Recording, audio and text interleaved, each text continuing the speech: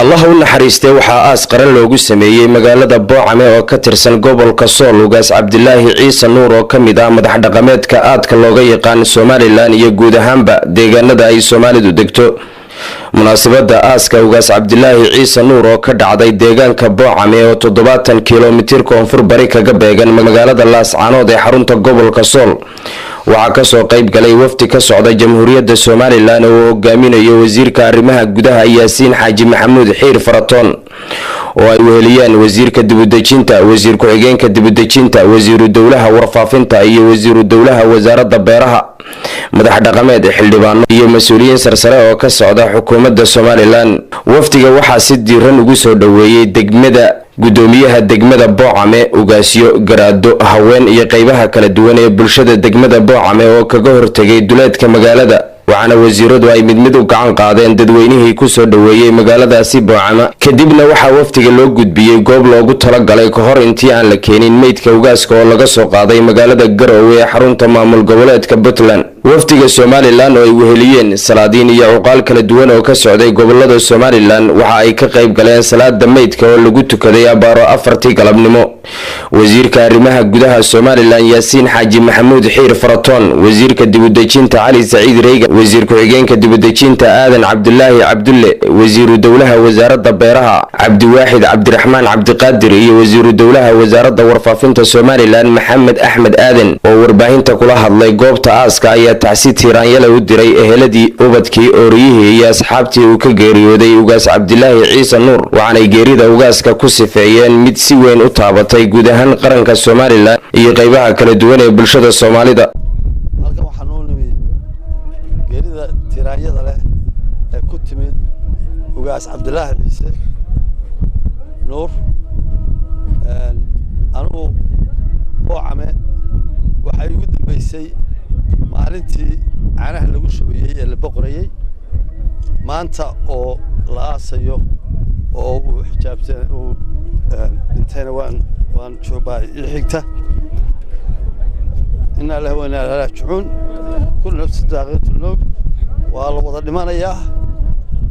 tiisi baa dhamaatay laakiin waxaan la wada qirayaa inuu nin oday ah oo isim wanaagsan ah oo akhlaaq wanaagsan oo dhaqan wanaagsan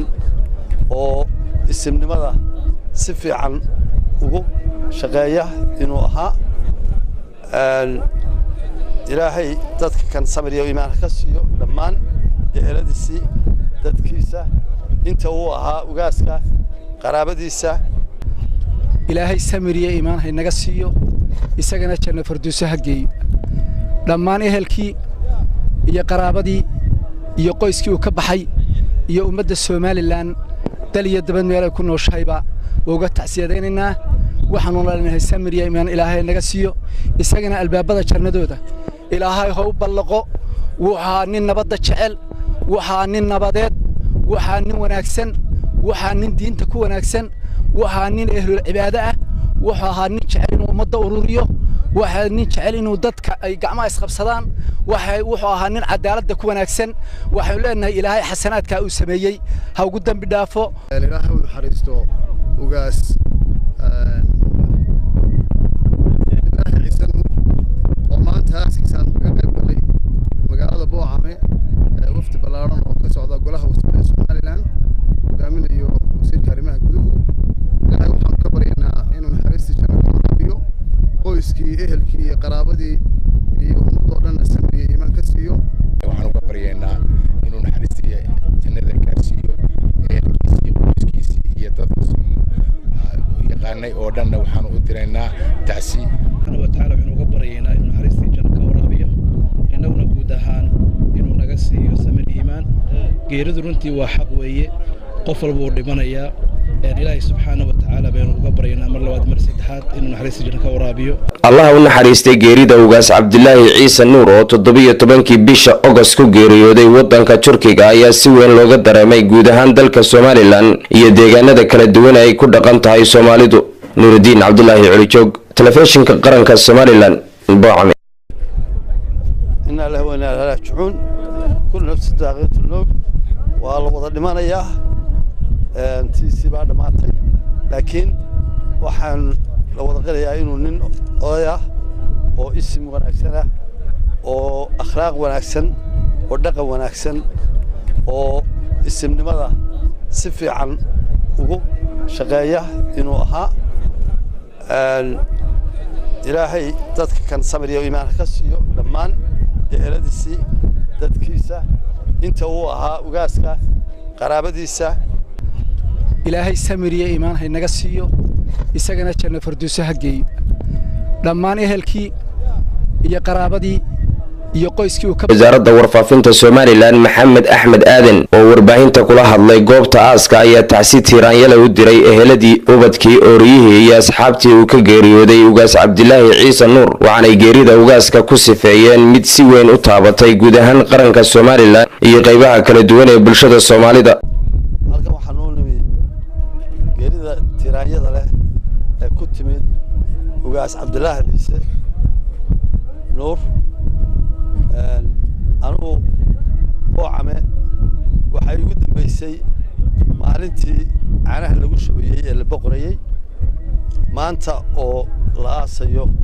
oo uu xijaabtay uu intayna waan joobay xigta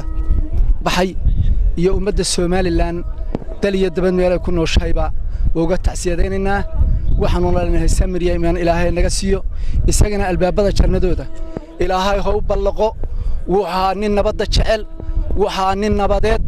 waxaa nin wanaagsan waxaa nin diinta ku wanaagsan waxaa nin ehlul cibaado ah waxaa nin jecel inuu ummadda ururiyo waxaa nin jecel inuu dadka ay gacmaha isqabsadaan wuxuu ahaa nin cadaaladda ku wanaagsan waxaan leenahay ilaahay xasanaadka uu sameeyay ha ugu dambi dhaafo ilaahay uu xariisto ugaas Cabdilaahi Ciise Nuur oo maanta aaskiisaan kaga qayb galay magaalada boocame wafdi balaaran oo ka socda golaha wasaaradda Soomaaliland gudoomiyaha degmada boocame ugaasyo garaado haween iyo qaybaha kala duwan ee bulshada degmada boocame oo kaga hortagay duleedka magaalada waxaana wasiiradu ay mid u gacan qaadeen dadweynihii ku soo dhaweeyay magaaladaasi boocama kadibna waxaa waftiga loo gudbiyay goob loogu talagalay ka hor intii aan la keenin meydka ugaaska oo laga soo qaaday magaalada Garowe ee xarunta maamul goboleedka Puntland waftiga Soomaaliland oo ay weheliyeen salaadiin iyo uqaal kala duwan oo ka socday gobolada Soomaaliland waxa ay ka qayb galeen salaada meydka oo lagu tukaday abaaro 4 galabnimo wasiirka arrimaha gudaha Soomaaliland Yaasiin Xaaji Maxamuud Xiir Faratoon wasiirka dibadejinta Cali Saciid Reega wasiir ku xigeenka dibadejinta Aadan Cabdulaahi Cabdulle wasiiru dawlaha wasaaradda beeraha Cabdiwaaxid Cabdiraxmaan Cabdiqaadir iyo wasiiru dawlaha Allah u naxariistay waxa aas qaran loogu sameeyay magaalada Boocame oo ka tirsan gobolka Sool ugaas Cabdilaahi Ciise Nuur oo kamid ah madax dhaqameedka aadka looga yaqaan Soomaaliland iyo guud ahaanba deegaanada ay Soomaalidu degto munaasabada aaska ugaas Cabdilaahi Ciise Nuur oo ka dhacday deegaanka Boocame oo 70 kiiloomitir koonfur bari kaga beegan magaalada Laascaanood ee xarunta gobolka Sool waxa ka soo qayb galay wafti ka socda Jamhuuriyadda Soomaaliland oo hogaaminayo wasiirka arrimaha gudaha Yaasiin Xaaji Maxamuud Xiir Faratoon oo ay weheliyeen wasiirka dibadejinta wasiir ku xigeenka dibadejinta wasiiru dawlaha warfaafinta iyo wasiiru dawlaha wasaaradda beeraha madax dhaqameed xildhibaano iyo mas'uuliyiin sarsare oo ka socda xukuumadda Soomaaliland waftiga waxa si diiran ugu soo dhaweeyay